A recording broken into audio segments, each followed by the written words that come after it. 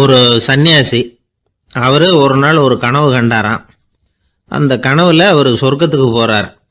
அங்கே ஒரு பெரிய திருவிழா நடந்துக்கிட்டு இருக்குது. எங்கே பார்த்தாலும் அலங்கார வளைவுகள், வண்ணமயமான விளக்குகள், பாதைகள் பூரா மலர்கள், எல்லா கட்டடங்களும் ஒளிமயம். அவ்வளவு கோலாகலமாக பிரம்மாண்டமாக அந்த திருவிழா நடந்துக்கிட்டு இருக்குது. அது என்ன திருவிழாங்கிறது இந்த சன்னியாசிக்கு புரியல. அங்கே எதிரில் வந்துக்கிட்டு இருந்த ஒருத்தரை நிறுத்தி, என்ன விசேஷம் இங்கே அப்படின்னு விசாரிச்சாராம். உனக்கு தெரியாத விஷயம், இன்னைக்கு இறைவனுக்கு பிறந்த நாள், அதை தான் எல்லாரும் சேர்ந்து கொண்டாடுறோம். இதுக்காக பிரம்மாண்டமான ஊர்வலம் ஒன்று வரப்போகுது.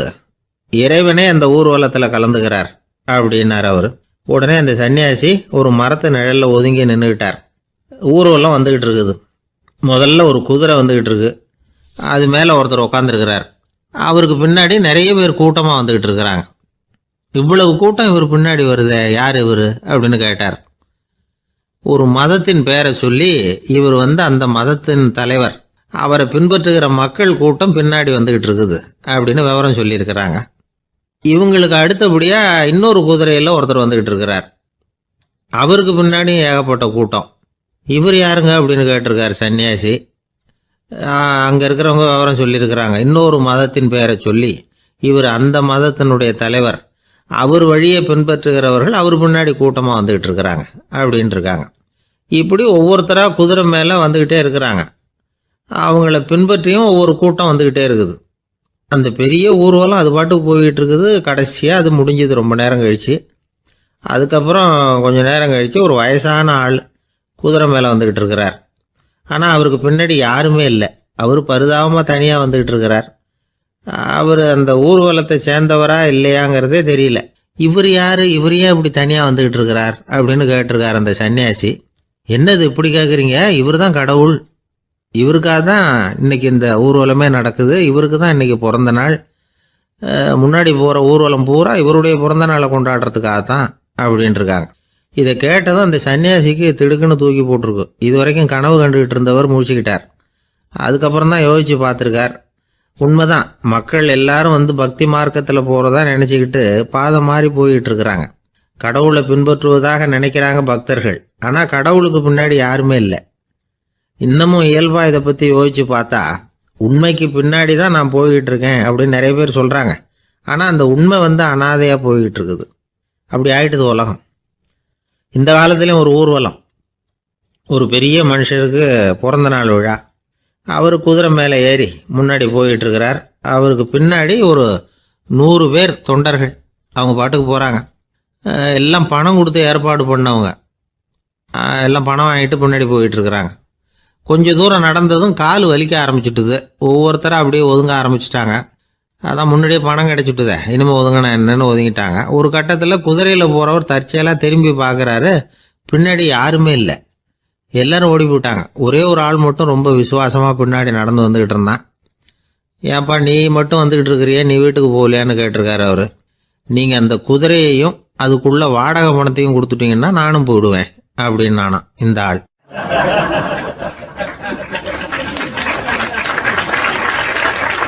ஒரு ஊரில் ஒரு ஆள் இருந்தான். தையல் கடை வச்சுருந்தான். அவங்கிட்ட ஒருத்தன் ஒரு சட்டை துணி எடுத்து கொடுத்து தைக்க சொல்லியிருந்தான். வர்ற சனிக்கிழமை வா, வாங்கிட்டு போ அப்படின்னு அவன் சொல்லியிருந்தான். அதே மாதிரி இவன் வந்தான். அவன் தச்சு வச்சிருந்த சட்டையை கொடுத்தான். இவன் வாங்கி அங்கேயே போட்டு பார்த்தான். கை நீளம் ஒன்றுக்கு ஒன்று வித்தியாசமாக இருந்தது.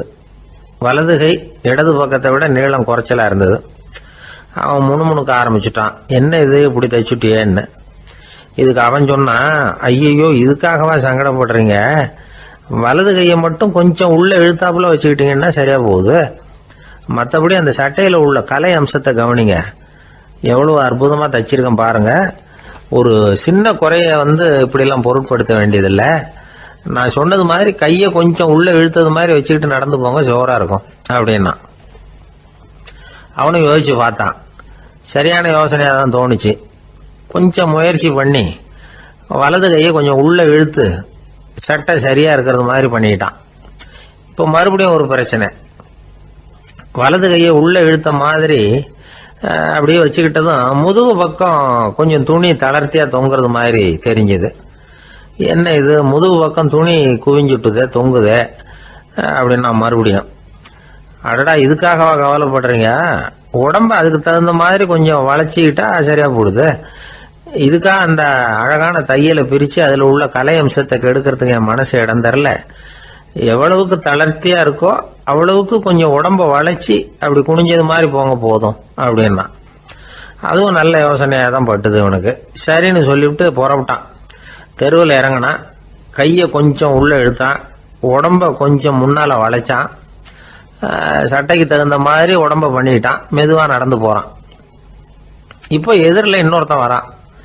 இவனை பார்க்குறான். இவன் போட்டிருக்கிற சட்டையை பார்க்குறான். ஆஹா அற்புதம்ங்கிறான்.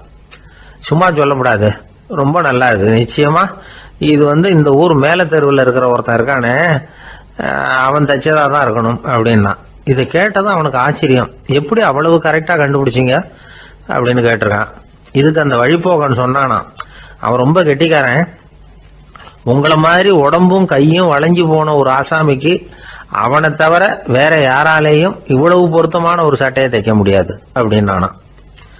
பாருங்க, அவனுக்காக இவன் அனுசரிக்க போய் இவனோட நிலைமை எப்படி ஆயிடுது பாருங்க. இதே மாதிரி தான் சில சடங்குகளும் சம்பிரதாயங்களும் நம்மளை கோமாளி ஆக்கி விட்டுரும். எதுவா இருந்தாலும் அதுல அறிவுபூர்வமான அணுகுமுறை அவசியம். ஒரு நர்ஸ் அவசரமா ஓடி டாக்டர் கிட்ட சொல்லிச்சான், டாக்டர் ஒரு தப்பு நடந்து போச்சு. 10ஆம் நம்பர் பெட்ல இருக்கிற பேஷண்ட்டுக்கு காலில் ஆபரேஷன் பண்றதுக்கு பதிலாக கையில் ஆபரேஷன் பண்ணி விட்டீங்க. கை ஆபரேஷன் பண்ணிக்க வேண்டிய ஆள் 7ஆம் நம்பர் பெட்ல இருக்கார் அப்படின்னு தான். அதுக்கு ஒரு பதட்டப்படாம சொன்னாராம், பரவாயில்ல இவரை தூக்கி 7ஆம் நம்பர் பெட்ல போட்டுரு அப்படின்னாராம்.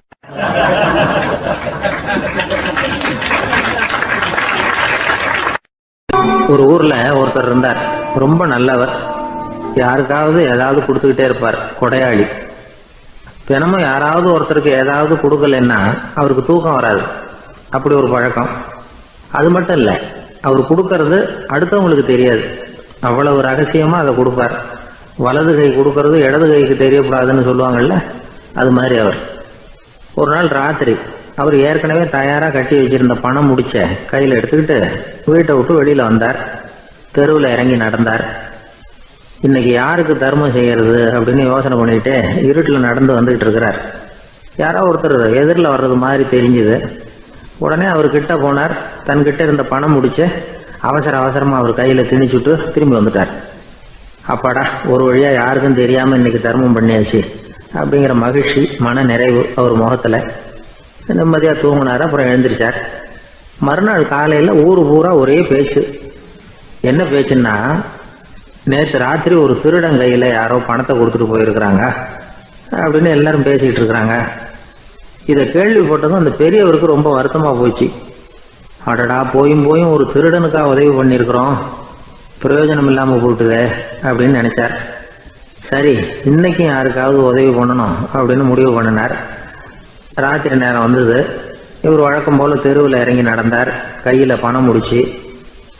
எதிரில் ஒரு பெண் உருவம் மங்கலா தெரிஞ்சது. இவர் உடனே அந்த பெண் கிட்ட பணத்தை கொடுத்துட்டு திருப்தியா திரும்பி வந்துட்டார். மறுநாள் காலையில ஊர் பூரா என்ன பேசிக்கிட்டாங்க தெரியுமா? நேற்று ராத்திரி நெறி தவறி நடக்கிற ஒரு பெண்ணின் கையில யாரோ பணத்தை வச்சுட்டு போயிருக்கிறாங்க அப்படின்னு எல்லாரும் பேசிக்கிறாங்க. அடடா, இன்னைக்கும் தவறுதலா நடந்து போச்சு அப்படின்னு ஒரு வருத்தப்பட்டார். இருக்கட்டும், இன்னைக்கும் ஏதாவது தர்மம் பண்ணுவோம் அப்படின்னு நினைச்சுக்கிட்டாரு. 3வது நாள் ராத்திரியும் புறப்பட்டார். இப்பவும் எதிரில் ஒருத்தர் வந்தார். இவர் பணத்தை கொடுத்தார், திரும்பி வந்துட்டார். மறுநாள் மக்கள் என்ன பேசிக்கிட்டாங்கன்னா, நேற்று ராத்திரி ஒரு செல்வந்தர் கையில் யாரோ பணத்தை கொடுத்துட்டு போயிருக்கிறாங்க அப்படின்னு பேசிக்கிட்டாங்களாம். அவருக்கு ரொம்ப வருத்தமாக போட்டுது. என்ன இது தினம் இப்படி ஆகிட்டு இருக்குதே அப்படின்னு நினச்சிக்கிட்டே படுத்து தூங்கினார். அன்னைக்கு ராத்திரி ஒரு கனவு. அந்த கனவுல இறைவன் சொன்னாராம், இதை பாருப்பா, நீ கொடுத்த தர்மம் வீணா போயிடல. உன்கிட்ட பணம் வாங்கின அந்த திருடன் திருந்திட்டான், அந்த பொண்ணும் திருந்திட்டா, அந்த செல்வந்தனும் கொடையாளி ஆயிட்டான், எல்லாருக்கும் உதவி பண்ண ஆரம்பிச்சுட்டான் அப்படின்னு சொன்னாராம். இந்த கதையை சொன்னவர் யாருன்னா நபிகள் நாயகம். இதுல உள்ள கருத்து என்னன்னா, நல்ல மனசோட தர்மம் பண்ணுனா அது வீணா போறதில்லை. இன்னொரு கருத்து, தர்மம் தன்னை மட்டுமல்ல அடுத்தவங்களையும் தீமையிலிருந்து காப்பாற்றும். இதுதான் நாம புரிஞ்சுக்க வேண்டியது. இந்த காலத்திலையும் இது மாதிரி சில சம்பவங்கள் நடக்கிறது உண்டு. ஒரு பெரியவர் இருட்டில் நடந்து வந்துகிட்டு இருந்தாரு. எதிரில் வந்த ஒருத்தன் வலுக்கட்டாயமா இவர் கையை பிடிச்சி ஒரு பண முடிப்பை கொடுத்து வச்சுக்க சொல்லிவிட்டு விலைக்கு போயிட்டான். பெரியவருக்கு ஆச்சரியம், இந்த காலத்திலயும் இப்படி வலது கை கொடுக்கறது இடது கைக்கு தெரியக்கூடாதுன்னு நினைக்கிற கொடையாளிகள் உண்டு போல இருக்கு அப்படின்னு யோசனை பண்ணிக்கிட்டே நடந்தார். கொஞ்ச தூரம் போயிருப்பாரு, அதுக்குள்ள அதே ஆள் திரும்பி வந்தான். கொடுத்த பண முடிப்பை திருப்பி கொடுங்க அப்படின்னு கேட்டு வாங்கிட்டான். இவருக்கு ஒன்றும் புரியல. ஏன் இப்படி பண்றேன்னார். அது ஒன்றும் இல்லைங்க, கொஞ்ச நேரம் இதை உங்ககிட்ட கொடுத்து வச்சிருந்தேன் அவ்வளவுதான் அப்படின்னா. ஏன்னு கேட்டார். என்னை பின்னாடி போலீஸ் தேடிக்கிட்டு வந்துகிட்டு இருக்குது, அதுதான் அப்படி பண்ணேன், இப்போ போயிட்டுது, இனிமே ஒன்றும் பயம் இல்லை அப்படின்னு சொல்லிவிட்டு அவன் பாட்டுக்கு நடந்து போறான்.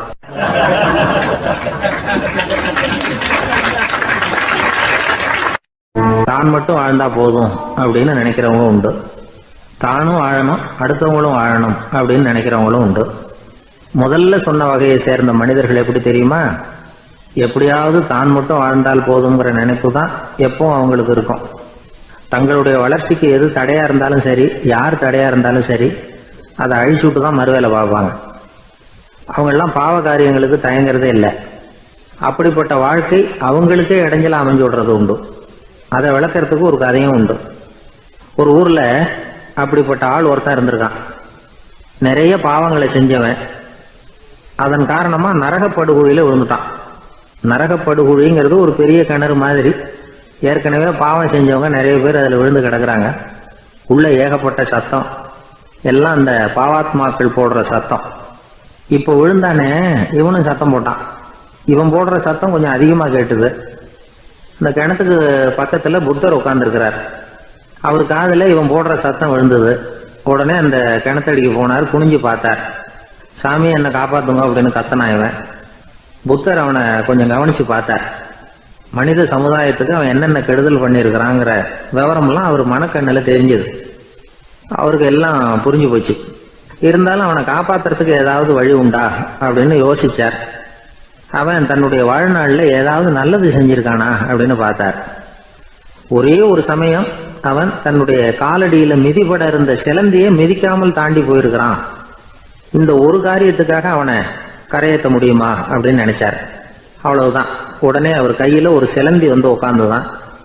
அதுகிட்ட இருந்து நூல் இழை வெளிவர ஆரம்பிச்சது. அந்த நூல் இழை கிணற்று ஆழம் வரைக்கும் அப்படியே நீண்டுகிட்டே போச்சான். புத்தர் பார்த்தார். இந்த நூலை பிடிச்சிக்கிட்டு மேலே ஏறி வா அப்படின்னார். என்னங்க சொல்றீங்க, இந்த சிலந்தி நூல் என்ன தாங்குமான்னு கத்தனான். எல்லாம் தாங்கும், அதை பிடிச்சிக்கிட்டு ஏறி வா அப்படின்னார். சந்தேகத்தோடவே அவன் அந்த நூல் இழைய பிடிச்சி இழுத்து பார்த்தா ரொம்ப வலுவா இருந்தது. அவனுக்கு ஆச்சரியம். அதை பிடிச்சிக்கிட்டே மெதுவா மேல ஏறி வர ஆரம்பிச்சுட்டான். பாதி தூரம் ஏறி வந்திருப்பான். அப்போ அவன் காலுக்கு கீழே ஏதோ சத்தம். என்னன்னு குனிஞ்சு பார்க்கறான். கீழே கிடந்தவங்க சில பேரும் அந்த நூலை பிடிச்சி மேலே வந்துகிட்டு இருக்கிறாங்க. இவனுக்கு கோபம் வந்துட்டுது. தன்னுடைய இடுப்புல வச்சிருந்த கத்தியை எடுத்து தன்னுடைய காலுக்கு கீழே நூல் இழையை அப்படியே வெட்டி விட்டுட்டான். இனிமே நாம மட்டும்தான் மேலே ஏறி வந்துடணும் அப்படின்னு நினைச்சுக்கிட்டான். ஆனா நடந்தது என்ன தெரியுமா? மொத்த நூல் இழையும் அப்படியே அருந்து கீழே விழுந்துட்டுது. அவனும் பொத்துன்னு கீழே விழுந்துட்டான். மறுபடியும் கத்த ஆரம்பிச்சுட்டான். ஏற்கனவே அவன் செஞ்சிருந்த ஒரு சிறு கருணை அந்த நூல் இழைக்கு உறுதியை கொடுத்தது. இப்போ அவன் செஞ்ச பாவம் அந்த நூல் இழைய வலுவிழக்க செஞ்சுட்டுது. அடுத்தவங்களும் வாழணுங்கிற எண்ணம் அவனுக்கு இருந்திருந்தா இப்போ அவனும் கரையேறி வந்திருப்பான், மற்றவங்களும் சௌக்கியமா வந்து சேர்ந்திருப்பாங்க. அதனால நாமும் வாழணும், அடுத்தவங்களும் வாழணும் அப்படின்னு நினைக்கிறவன் வாழ்க்கையில சீக்கிரம் முன்னுக்கு வந்துடுவான். ஒருத்தன் ஒரு டாக்டர் கிட்ட போனான், மருந்து வாங்கினான். வாங்கி கொண்டாந்து பேசாம வச்சுட்டான், சாப்பிடல. அப்புறம் எதுக்காகப்பா போய் அவர்கிட்ட மருந்து வாங்கினேன் அப்படின்னு கேட்டாங்க. டாக்டர் வாழணும் இல்லையா, அதனாலதான் அப்படின்னா.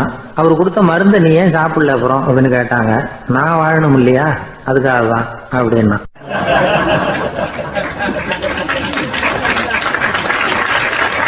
அவர் ஒரு பெரிய குடும்பத்துல பிறந்தவர். இருக்கிற சொத்துக்கள் எல்லாத்தையும் வாரி வழங்கி விட்டு காட்டுக்கு புறப்பட்டார் தவம் செய்யறதுக்காக. இருந்தது ஊராவும் கொடுத்துட்டார். இனிமே எதுவுமே இல்லை கொடுக்கறதுக்கு. அப்போ கடைசியா ஒருத்தன் வந்து கையை நீட்டினானா, ஐயா ஏதாவது கொடுங்கன்னு இருக்கான். அவர் பார்த்தார். கட்டியிருக்கிற வேட்டியை தவிர வேற எதுவுமே இல்லை. 8 முழம் பட்டு வேட்டி, ஜரிகை கரையோடு இருக்குது. கடைசியா அதை தான் எடுத்துக்கிட்டு அவர் புறப்பட்டு இருக்கார். அவர் பார்த்தார். எதிரில் அவன் பரிதாபமா நின்றுகிட்டு இருக்கிறான். அந்த 8 முழ வேட்டியை 2ஆ கிழிச்சார். 4 முழத்தை அவங்ககிட்ட கொடுத்தாரு. மீதி 4 முழத்தை தன்னோட இடுப்புல கட்டிட்டு அவர் காட்டுக்கு போயிட்டார். இவன் என்ன பண்ணான் தெரியுமா? கையில் கிடைச்ச 4 முழத்தை எடுத்துக்கிட்டு கடை வீதிக்கு போனான். பழைய பட்டு வேட்டி ஜருகை இதெல்லாம் விலைக்கு வாங்குற வணிகர் ஒருத்தர் இருக்கார். அவர்கிட்ட போனான். இதை விலைக்கு எடுத்துக்கிறீங்களா அப்படின்னு கேட்டிருக்கான். அவர் வாங்கி பார்த்துருக்கார். ஆஹா, இது ரொம்ப அருமையான வேட்டி, விலை உயர்ந்த ஜருகை, இது ஏது உனக்கு அப்படின்னு கேட்டாரான். அவன் நடந்தது சொல்லியிருக்கான். அப்படின்னா ஒன்று செய்ய, இந்த வேட்டியோட இன்னொரு பாதியையும் மெதுவாக வாங்கிட்டு வந்துரு, உனக்கு நிறைய பணம் தர்றேன் அப்படின்னாரான் அந்த வணிகர். இவன் கொஞ்சம் யோசனை பண்ணி பார்த்தான். கொஞ்சம் இருங்கட்ட வந்து விடுறேன் அப்படின்னு சொல்லிவிட்டு நேராக காட்டுக்கு போனான். அவர் எங்கே இருக்காருன்னு தேடி கண்டுபிடிச்சான். அவர் ஒரு இடத்துல தவக்கோலத்தில் இருக்கிறார். கட்டியிருந்த இடவேட்டியும் அவர் அறியாமல் நழுவி கீழே விழுந்து கிடக்குது. இவனுக்கு ரொம்ப வசதியாக போச்சு. அவரை கேட்க வேண்டிய அவசியமே இல்லை. மெதுவாக சத்தம் போடாமல் அடி மேலே அடி வச்சு நெருங்கினான். அவர் கண்ணை மூடிக்கிட்டு அவர் பாட்டு நின்றுட்டு இருக்கிறார். இவன் மெதுவாக போய் கீழே கிடந்த அந்த துணியை எடுத்துக்கிட்டு சத்தம் போடாமல் திரும்பி நடந்தான். ஒரு 2-3 அடி எடுத்து வச்சிருப்பான். அப்படி ஓட ஆரம்பிக்கிற சமயத்தில் அவன் காலில் கீழே கிடந்த முள்ளு ஒன்று நறுக்குன்னு தச்சு விட்டுது. வலி தாங்க முடியாமல் அம்மான்னு கத்திருக்கான். இந்த சத்தத்தினால கண்ணை மூடி நின்றுகிட்டு இருந்த அவரோட தவம் கலைஞ்சது. மெல்ல கண்ணை திறந்து பார்க்குறார். தன் இடையில இருந்த வேட்டி அவன் கையில் இருக்கு. இப்போ அவர் நினைக்கிறார். என்ன நினைக்கிறாருன்னா, இந்த வேட்டி மீது நான் வைத்த ஆசை அல்லவா அவனை திருடனாக ஆக்கிவிட்டது அப்படின்னு நினைச்சாரான். இந்த வேட்டி மேல நாம வச்ச ஆசை அவனை திருடும்படி ஆக்கிவிட்டதே அப்படின்னு நினைச்சாரான். இது எப்பேற்பட்ட மனநிலை அப்படிங்கிறத கொஞ்சம் யோசனை பண்ணி பாருங்க. தான் ஒரு பொருள் மேல வச்ச பற்று இன்னொரு மனிதன் திருடனாக ஆகிறதுக்கு காரணம் ஆயிட்டுதேன்னு நினைக்கிறார். அப்படி நினைச்ச அந்த பெரியவர் யார் தெரியுமா? அவர் தான் மகாவீரர். இழந்துட்டேங்கிறிய, நீ என்னத்தை கொண்டுகிட்டு வந்த எங்க இழந்துடுறதுக்கு? நீ என்னத்தை உண்டாக்குன இது அழிஞ்சுட்டுதுன்னு சொல்றதுக்கு? இதுதான் அவருடைய சிந்தனை. இன்றைக்கு நம்ம சிந்தனையெல்லாம் வேற மாதிரி இருக்குது. ஒருத்தன் நடுத்தருவில் உட்காந்து அழுதுகிட்டு இருந்தான். அந்த வழியா வந்தவர் ஒருத்தர், ஏன்பா அழறேன்னு கேட்டாராம். 5 ரூபா சார், இந்த இடத்துல விழுந்துட்டுது, ரொம்ப நேரமா தேடுறேன், கிடைக்காது போல இருக்கு அப்படின்னு சொல்லிவிட்டு அழறான். எப்போ தொலைஞ்சதுன்னு கேட்டாராம் அவரு. அது எனக்கு தெரியாது சார், பணத்தை தொலைச்சவன் தேடி பார்த்துட்டு போயிட்டான், நான் அவனுக்கு பின்னாடி தேட வந்தவன் அப்படின்னு நானா இவன்.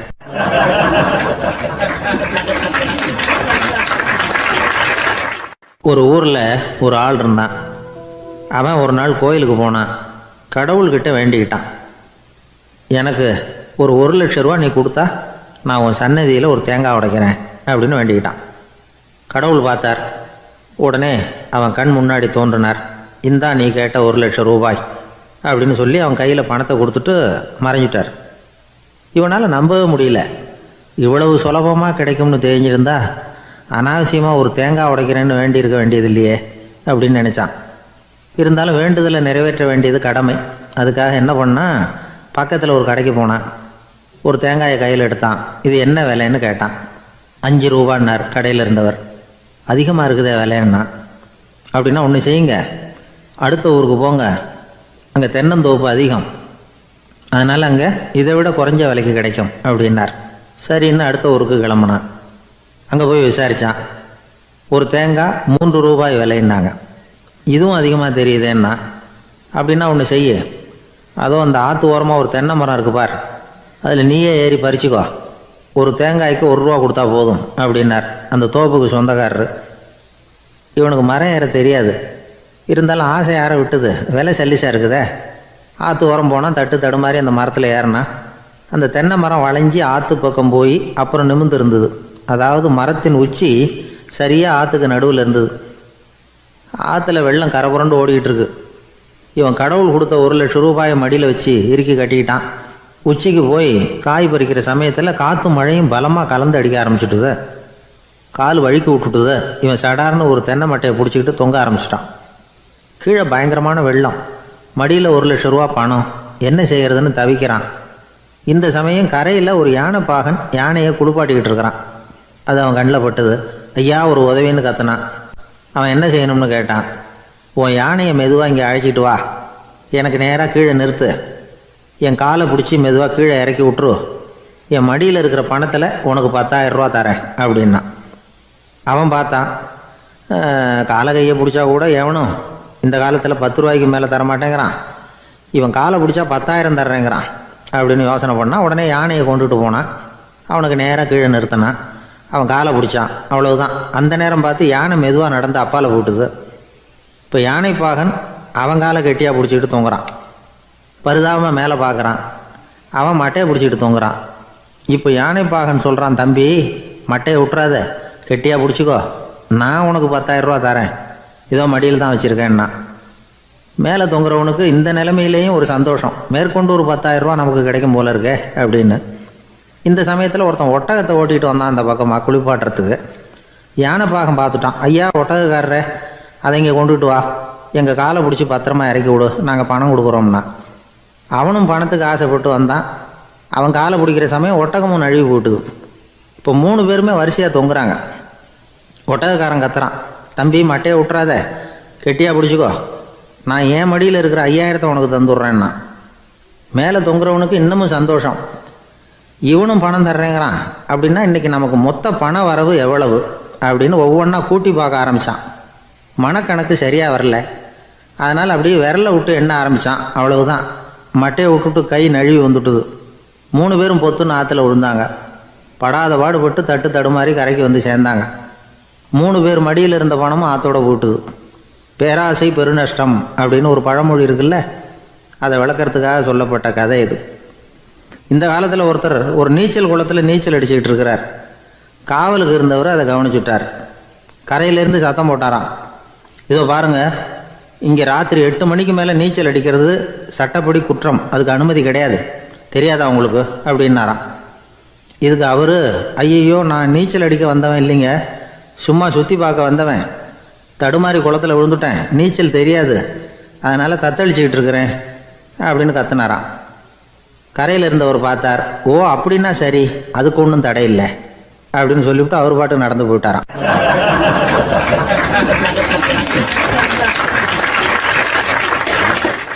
நம்மளை மாதிரி ஒரு ஆசாமி அவன் நம்மளை மாதிரியே கற்பனை பண்ணான்.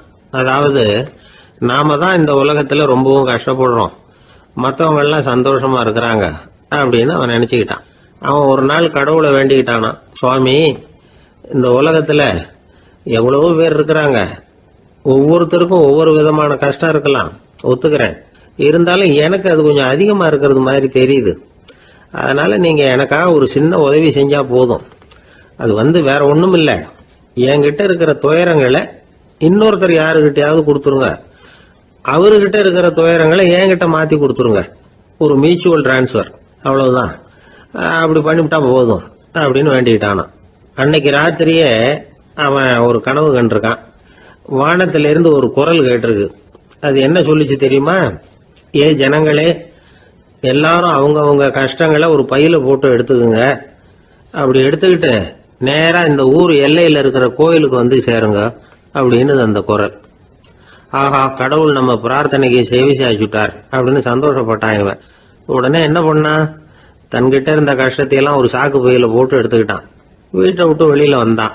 தெருவில் இறங்கி நடக்கிறான். அங்க பார்த்தா ஏகப்பட்ட பேர் ஆளுக்கு ஒரு பைய தூக்கிக்கிட்டு கோயிலுக்கு போயிட்டு இருக்கிறாங்க. சில பேர் மூட்டையா கட்டி தலையில சுமந்துக்கிட்டு போயிட்டு இருக்கிறாங்க. இவன் பார்த்தான். இவனுக்கு ரொம்ப ஆச்சரியமா இருந்தது. ஏன்னா எல்லாரும் வச்சிருக்கிற பைய இவன் பைய விட பெருசா இருந்தது. இவன் பை தான் இருக்கிறதுலயே கொஞ்சம் சின்னதா தெரிஞ்சது.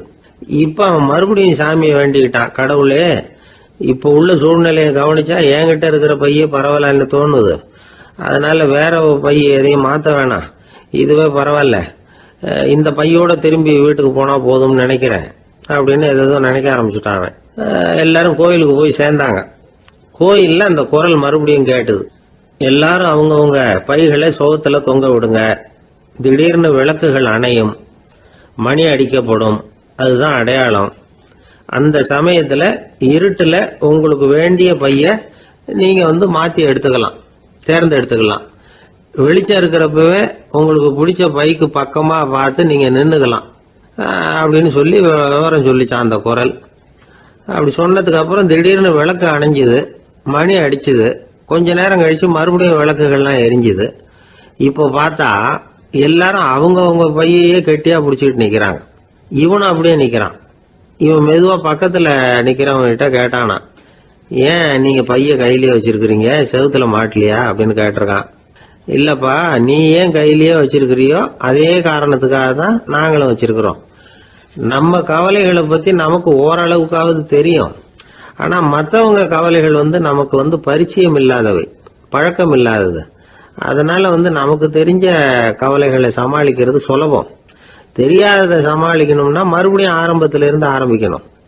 அதனால பழைய நண்பர்களோட வாழறது தான் மேல் அப்படின்னு ஆனான். அதுக்கப்புறம் அவன் தன்னோட பைய போதும்னு வீட்டுக்கு திரும்பி வந்துட்டானான். இது ஒரு பெரியவர் சொல்லி இருக்கிற கதை. அதனால நம்ம கிட்ட இருக்கிற கஷ்டங்கள் தான் பெருசு, அதை இன்னொருத்தங்கிட்ட கொடுத்துட்டு மாத்திக்கலாம் அப்படின்னு நினைக்கிறது தப்பு. இதே மாதிரி இன்னொரு சம்பவம். ஒரு ஊர்ல ஒரு நாள் ராத்திரி ஆகாயத்தில இருந்து கடவுள் குரல் கேக்குது. இந்த ஊர்ல இருக்கிற ஜனங்கள்லாம் கொஞ்சம் கவனிங்க, உங்களுக்கு ஒரு செய்தி. அதாவது இங்க இருக்கிற ஜனங்கள்லயே கொஞ்சம் கூட கவலையே இல்லாத ஆள் யாருன்னு எனக்கு தெரியணும். அதனால எல்லாரும் அவங்க கவலைகளை ஒரு பையில போட்டு எடுத்துக்கிட்டு கோயிலுக்கு வாங்க அப்படின்னாரு கடவுள். உடனே வரிசையா எல்லாரும் வர ஆரம்பிச்சாங்க. எல்லார் கையிலயும் பை இருந்தது, சின்னதும் பெருசுமா. கவலையே இல்லாத ஆள் யாருன்னு தேடினார் கடவுள். ஒரே ஒரு ஆள் மட்டும் கையில எதுவும் இல்லாம வெறும் கையை வீசிக்கிட்டு ரொம்ப ஜாலியா நடந்து வந்துகிட்டு இருந்தான். கடவுள் அவங்க கிட்ட போனார். ஏப்பா, உனக்கு கவலையே இல்லையா அப்படின்னு கேட்டார். எனக்கும் சில கவலைகள்லாம் உண்டு அப்படின்னு அவன். எங்க அதெல்லாம்னு கேட்டிருக்காரு கடவுள். பின்னாடி லாரியில வந்துகிட்டு இருக்கு அப்படின்னு அவன்.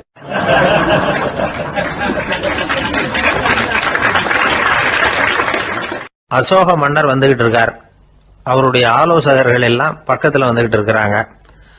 அந்த சமயத்துல எதிரில் ஒரு புத்த பிக்ஷு வர்றார். அசோகர் பார்க்கிறார். ஓடி போய் அவர் காலில் விழுந்து வணங்குறார். அசோக மன்னரின் தலை அந்த புத்த துறவியின் பாதத்துல பட்டுக்கிட்டு இருக்கு. பக்கத்துல நின்றுகிட்டு இருந்த அமைச்சருக்கு இது ரொம்ப சங்கடமா போச்சு. ரொம்ப வருத்தப்பட்டார். நம்ம அசோக சக்கரவர்த்தி எப்பேற்பட்டவர், அவரோட தலை ஒரு சன்னியாசியின் பாதத்துல படுறதா அப்படின்னு நினைச்சு ரொம்ப கவலைப்பட்டார். அரண்மனைக்கு திரும்பினதும் அமைச்சர் மெதுவா ஆரம்பிச்சார். அரசே, எனக்கு ரொம்ப வருத்தமா இருக்குது அப்படின்னார். எதுக்குன்னார் மன்னர். அசோக சக்கரவர்த்தியின் தலை, அதாவது அந்த சிரம் ரொம்ப மதிப்புமிக்க ஒன்று. அது ஒரு சன்னியாசியின் காலில் படலாமா அப்படின்னார். அசோகர் பதில் சொல்லல, சிரிச்சார், போயிட்டார். அதுக்கப்புறம் ஒரு சரியான சந்தர்ப்பத்துக்காக காத்துக்கிட்டு இருந்தார். ஒரு நாள் அமைச்சரை கூப்பிட்டார். எனக்கு 3 தலைகள் வேணும் அப்படின்னார். சொல்லுங்க, கொண்டுகிட்டு வரேன் அப்படின்னார் அமைச்சர். அசோகர் சொன்னார், முதல்ல எனக்கு தேவையானது ஒரு ஆட்டின் தலை, 2வது ஒரு புலியின் தலை, 3வது ஒரு மனிதனின் தலை. இதுதான் அசோகர் கேட்டது. எங்க இருந்தாலும் கொண்டு வாங்கன்னார். அமைச்சர் புறப்பட்டார். ஆட்டுத்தலை, புலித்தலை கிடைச்சிட்டுது. அப்புறமா ஒரு சுடுகாட்டுக்கு போய் ஒரு மனித தலையும் சேகரம் பண்ணிட்டு ராஜா கிட்ட வந்துட்டார். அரசே, உங்கள் ஆணைப்படி 3 தலைகளையும் கொண்டு வந்திருக்கிறேன்னார். அசோகர் பார்த்தார். ரொம்ப நல்லது, இப்ப இது 3ஐயும் எடுத்துக்கிட்டு போய் சந்தையில வித்துட்டு வாங்க அப்படின்னார். அமைச்சர் அதுகளை எடுத்துக்கிட்டு சந்தைக்கு போனார். முதல்ல ஆட்டுத்தலை நல்ல விலைக்கு வித்து போச்சு. நல்ல விலை கொடுத்து வாங்கிட்டு போட்டாங்க. அடுத்தபடியா புலி தலைய ஒருத்தர் வாங்கிட்டார். அதை பாடம் பண்ணி வீட்டுல மாட்டி வைக்கலாமே அப்படின்னு நினைச்சு அதையும் வாங்கிட்டு போட்டார். மனித தலையை மட்டும் வாங்கறதுக்கு யாரும் முன் வரல. எல்லாரும் அதை பார்த்துட்டு விலைக்கு போக ஆரம்பிச்சாங்க. அமைச்சர் திரும்பி வந்தார். அரசே, இந்த தலையை மட்டும் யாரும் வாங்க மாட்டேங்கிறாங்க அப்படின்னார். சரி, பரவாயில்ல, இதை இலவசமாவே எனாமாவே யாருக்கிட்டையாவது கொடுத்துட்டு வந்துருங்க அப்படின்னார். அமைச்சர் மறுபடியும் சந்தைக்கு போனார். இதை இலவசமா தரேன், இதை வாங்கிக்கோங்க அப்படின்னார். அப்பவும் அதை யாரும் வாங்கிக்கிறதுக்கு தயாரா இல்லை. மறுபடியும் திரும்பி மன்னர்கிட்ட விவரத்தை சொன்னார். இப்போ மன்னர் சொல்றார், அமைச்சரே, உயிர் இருக்கிற வரைக்கும் தான் இந்த தலைக்கு மதிப்பு. ஜீவன் போனதுக்கு அப்புறம் அதோட மதிப்பும் போயிடுது. அதனால மதிப்பு இருக்கும் பொழுதே பெரியவர்கள் பாதம் பணிந்து அந்த புனிதத்தை பெற்றுக்கொள்ளணும் அப்படின்னார். பணிவுங்கிறது வேற, அடிமைத்தனம்ங்கிறது வேற. பெரியவர்களை பணிவது நமக்கு பெருமை தரக்கூடிய விஷயம்.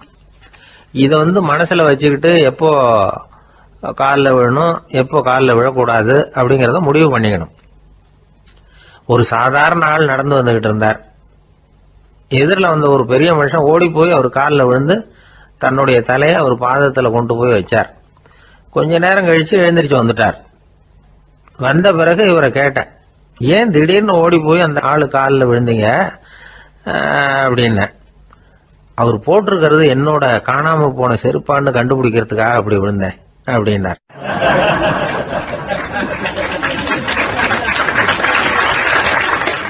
ஒரு காட்டுல ஒரு நரி இருந்தது. ஒரு நாள் காலை நேரம் அது தன்னுடைய இருப்பிடத்திலிருந்து வெளியில வந்தது.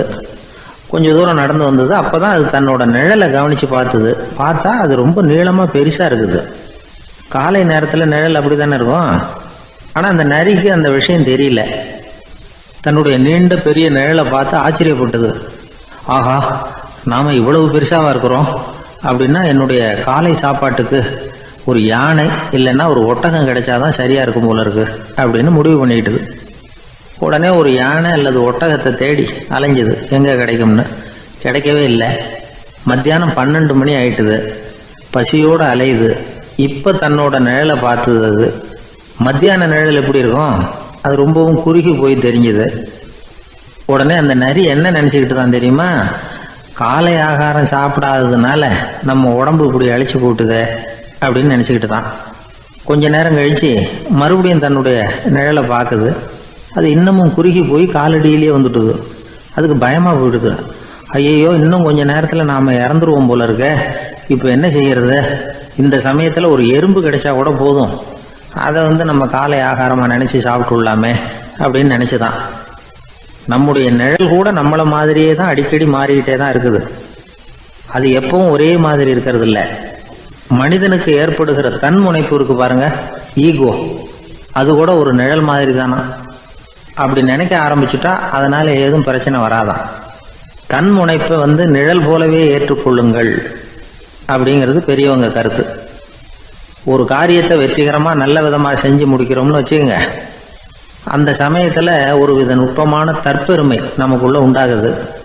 இது இயற்கையானது, அதனால இது மேல பற்று வைக்கக்கூடாது. அப்படி வைக்க ஆரம்பிச்சுட்டா அந்த தற்பெருமை ஒரு நிரந்தர விருந்தாளியா நம்ம கிட்ட தங்கிக்கும். நம்ம நிழல் எப்படின்னு பாருங்க, நாம நடக்கும் பொழுது நம்ம பின்னாடியே வரும்.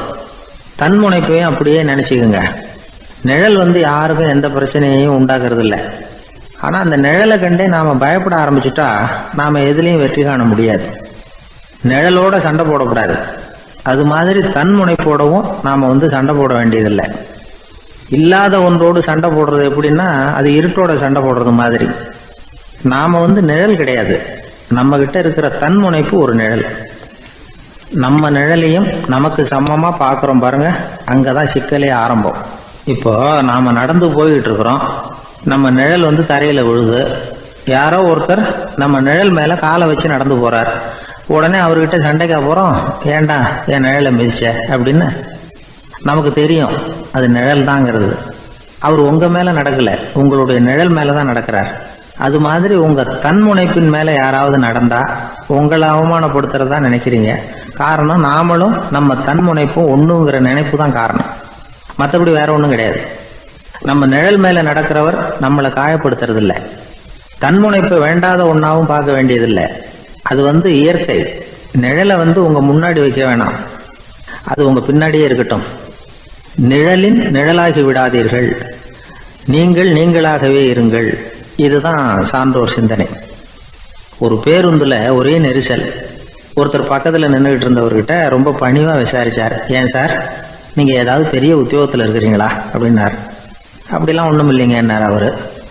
அப்படின்னா வேற ஏதாவது அரசியல்ல பெரிய பதவியில் இருக்கிறீங்களா அப்படின்னு கேட்டார். அதுவும் இல்லைங்கன்னார். சரி, பணமாவது அதிகமா வச்சிருக்கீங்களா அப்படின்னு கேட்டார். அப்படிலாம் ஒன்றும் கிடையாது சார்னார் அவரு. அப்புறம் எதுக்குடா என் காலை மிதிச்சுக்கிட்டு இருக்கிற, எடுறா காலை அப்படின்னாராம் இவர்.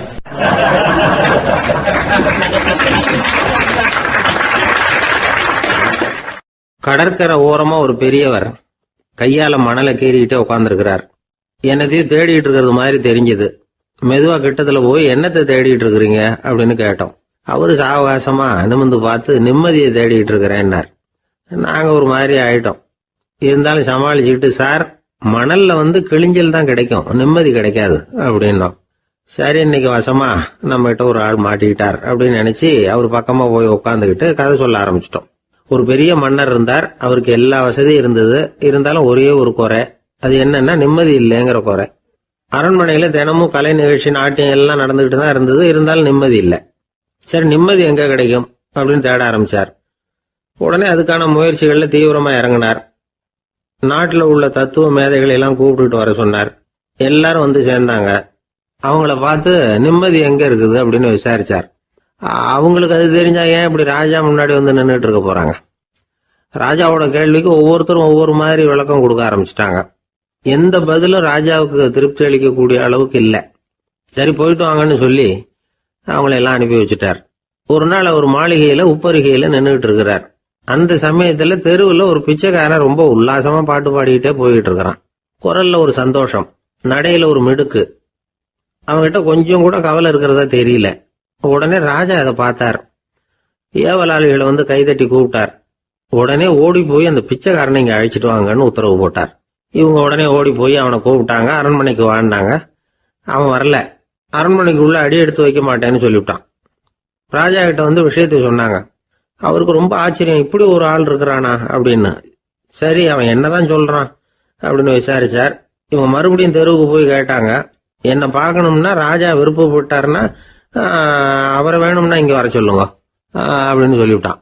அதை வந்து ராஜா கிட்ட சொன்னாங்க. அவருக்கு கோபம் வரல. இவ்வளவு சுதந்திர உணர்வோடு இருக்கிறவன் சாதாரண ஆளா இருக்க முடியாது அப்படின்னு நினைச்சார். உடனே கிடுகிடுன்னு இறங்கி தெருவுக்கு வந்தார். பிச்சைக்காரங்கிட்ட போனார். நீ கவலைப்படாம சந்தோஷமா பாடிட்டு போறியே, அது எப்படி முடியுது உன்னால அப்படின்னு கேட்டார். ஏன் அப்படி கேக்குறீங்கன்னு அவன், அதுக்கு இல்ல, எனக்கு அரண்மனையில எவ்வளவோ சுகபோகங்கள்லாம் இருக்கு, இருந்தாலும் நிம்மதி இல்லை. இது ஏன்னு எனக்கு தெரியல. இந்த தேசத்துல உள்ள அறிஞர்களை எல்லாம் கூப்பிட்டு கேட்டு பார்த்துட்டேன், அவங்களுக்கும் தெரியல. உன்னை கேட்டா தெரியும்னு நினைச்சேன், அதனாலதான் சந்திக்கிறதுக்கு ஆசைப்பட்டேன். ஆனா நீ வரமாட்டேன்னுட்டியே அப்படின்னார். பிச்சைக்காரன் கடகடன்னு சிரிக்க ஆரம்பிச்சுட்டான். மகிழ்ச்சிக்கும் உங்களுக்கும் தடையா இருக்கிறது இந்த மாளிகை தான். இதை விட்டுட்டு வெளியில வந்துட்டா நிம்மதி தேடிட்டு வந்துடும்னா. நான் அரசன், எனக்குன்னு கடமைகள் இருக்கு, அதையெல்லாம் விட்டுட்டு எப்படி வர முடியும்னார் ராஜா. ரெண்டும் ஒரே நேரத்துல கிடைக்கணுங்கிறது முடியாத காரியம். உங்க சுகபோகத்துக்கு விலையாதான் உங்க நிம்மதியை கொடுத்துக்கிட்டு இருக்கிறீங்க. என்ன பாருங்க, என்கிட்ட எதுவும் இல்லை, அதனால எதுவும் போயிடுமோங்கிற பயமும் இல்லை, நிம்மதியா இருக்கிறேன் அப்படின்னா அவன். ராஜா உடனே சந்தோஷப்பட்டு தன்னுடைய மேலங்கியை எடுத்து அவனுக்கு பரிசா கொடுத்தாரான். அவன் சிரிச்சுக்கிட்டே அதை வாங்க மாட்டேன்னு விட்டானான். இதை நீங்க எனக்கு கொடுக்கறதுனால எந்த பயனும் இல்லை, அதே நேரத்துல அதை வாங்கிக்கிட்டேன்னா அடுத்த வினாடியிலிருந்து அதை எப்படி காப்பாத்துறதுங்கிற கவலை எனக்கு வந்து சேர்ந்துடும், அப்புறம் தூக்கம் வராது, நிம்மதி போயிடும் அப்படின்னானா. சொல்லிவிட்டு அவன் பாட்டுக்கு சந்தோஷமா பாடிக்கிட்டே போயிட்டான். நிம்மதி எங்க இருக்குங்கிறதையும் ராஜா தெரிஞ்சுக்கிட்டார். அந்த இடத்துக்கு தன்னால போக முடியாதுங்கிறதையும் அவர் புரிஞ்சுக்கிட்டார். இப்படி இந்த கதைய அந்த கடற்கரையில மணலை கீறிக்கிட்டே உட்கார்ந்துருந்தார அந்த பெரியவர்கிட்ட சொல்லி முடிச்சோம். அவர் முகத்துல ஒரு தெளிவு தெரிஞ்சது. எங்களை நிமிர்ந்து பார்த்தார். ரொம்ப நன்றிங்க, இப்ப எனக்கு தெரிஞ்சு போச்சு, நிம்மதி வேணும்னா அதுக்கு என்ன பண்ணணும்னு இப்ப நல்லா புரிஞ்சுக்கிட்டேன் அப்படின்னார். என்ன புரிஞ்சுக்கிட்டீங்கன்னு கேட்டோம். இனிமே இந்த பக்கம் வந்தா உங்க கண்ணுல படாத இடமா பார்த்து உட்காரணும்னு புரிஞ்சுக்கிட்டேன் அப்படின்னார்.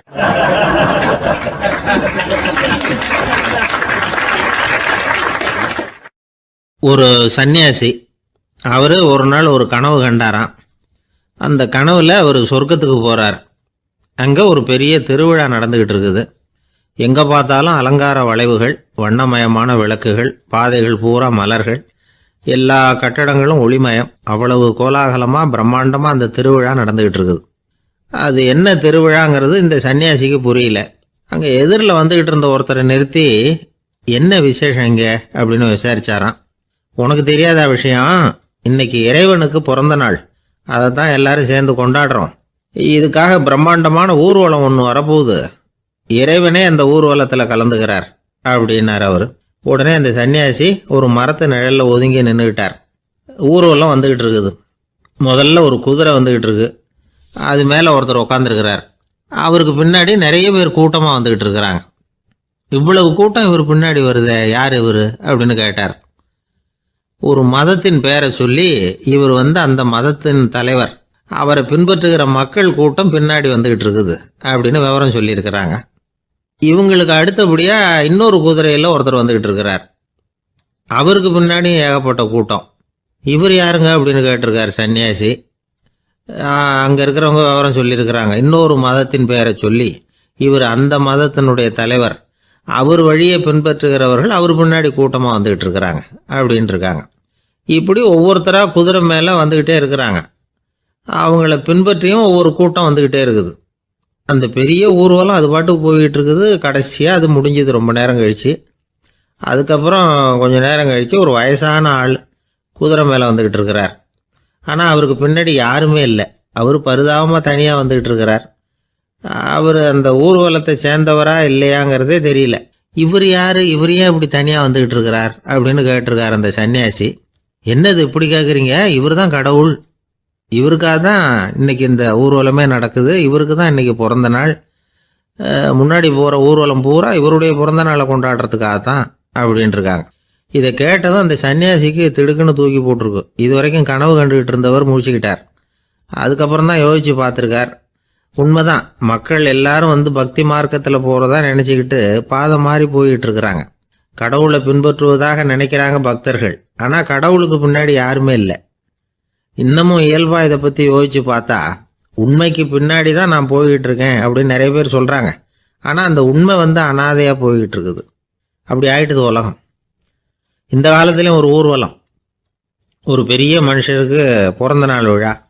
அவர் குதிரை மேலே ஏறி முன்னாடி போய்கிட்டு இருக்கிறார். அவருக்கு பின்னாடி ஒரு 100 பேர் தொண்டர்கள் அவங்க பாட்டுக்கு போகிறாங்க. எல்லாம் பணம் கொடுத்து ஏற்பாடு பண்ணவங்க. எல்லாம் பணம் வாங்கிட்டு முன்னாடி போயிட்டு இருக்கிறாங்க. கொஞ்சம் தூரம் நடந்ததும் கால் வலிக்க ஆரம்பிச்சுட்டுது. ஒவ்வொருத்தரும் அப்படியே ஒதுங்க ஆரம்பிச்சிட்டாங்க. அதான் முன்னாடியே பணம் கிடைச்சிட்டுதே, இனிமேல் ஒதுங்கினா என்னன்னு ஒதுங்கிட்டாங்க. ஒரு கட்டத்தில் குதிரையில் போகிறவர் தற்செயலாக திரும்பி பார்க்குறாரு. பின்னாடி யாருமே இல்லை. எல்லாரும் ஓடி போயிட்டாங்க. ஒரே ஒரு ஆள் மட்டும் ரொம்ப விசுவாசமாக பின்னாடி நடந்து வந்துக்கிட்டு இருந்தான். ஏன்ப்பா நீ மட்டும் வந்துக்கிட்டு இருக்கிறியே, நீ வீட்டுக்கு போகலையான்னு கேட்டிருக்காரு அவர். நீங்கள் அந்த குதிரையையும் அதுக்குள்ள வாடகை பணத்தையும் கொடுத்துட்டீங்கன்னா நானும் போயிடுவேன் அப்படின்னு நானா இந்த ஆள்.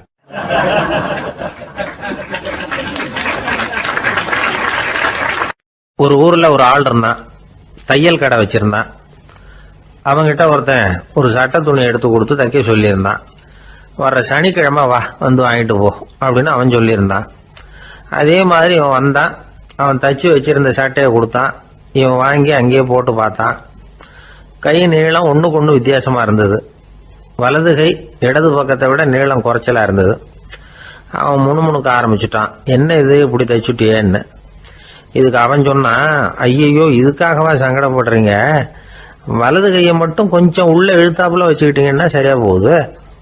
மற்றபடி அந்த சட்டையில் உள்ள கலை அம்சத்தை கவனிங்க. எவ்வளோ அற்புதமாக தைச்சிருக்கேன் பாருங்க. ஒரு சின்ன குறைய வந்து இப்படிலாம் பொருட்படுத்த வேண்டியதில்லை. நான் சொன்னது மாதிரி கையை கொஞ்சம் உள்ள இழுத்தது மாதிரி வச்சுக்கிட்டு நடந்து போங்க, ஜோராக இருக்கும் அப்படின்னா. அவனும் யோசிச்சு பார்த்தான். சரியான யோசனையாக தான் தோணுச்சு. கொஞ்சம் முயற்சி பண்ணி வலது கையை கொஞ்சம் உள்ள இழுத்து சட்டை சரியாக இருக்கிறது மாதிரி பண்ணிக்கிட்டான். இப்போ மறுபடியும் ஒரு பிரச்சனை. வலது கையை உள்ள இழுத்த மாதிரி அப்படியே வச்சுக்கிட்டதும் முதுகு பக்கம் கொஞ்சம் துணி தளர்த்தியாக தொங்குறது மாதிரி தெரிஞ்சுது. என்ன இது முதுகு பக்கம் துணி குவிஞ்சுட்டுதே தொங்குதே அப்படின்னா மறுபடியும், அடடா இதுக்காகவா கவலைப்படுறீங்க, உடம்ப அதுக்கு தகுந்த மாதிரி கொஞ்சம் வளைச்சிக்கிட்டா சரியா போடுது. இதுக்காக அந்த அழகான தையலை பிரித்து அதில் உள்ள கலை அம்சத்தை கெடுக்கிறதுக்கு என் மனசு இடம் தரல.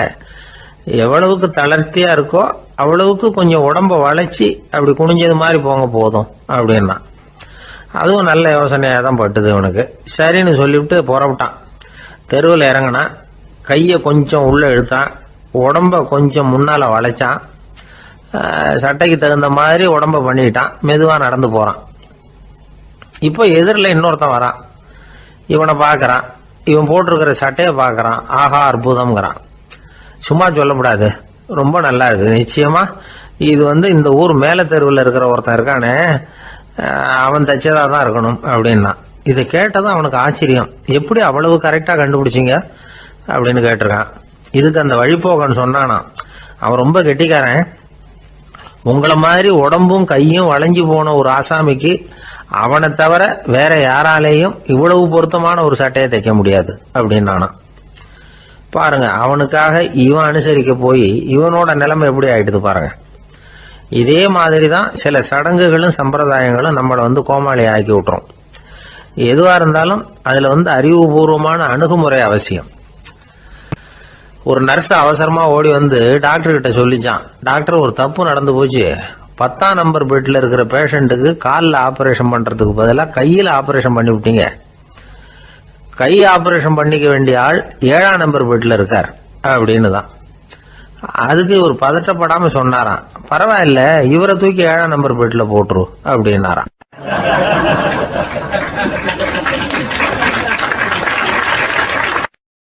ஒரு ஊர்ல ஒருத்தர் இருந்தார், ரொம்ப நல்லவர்.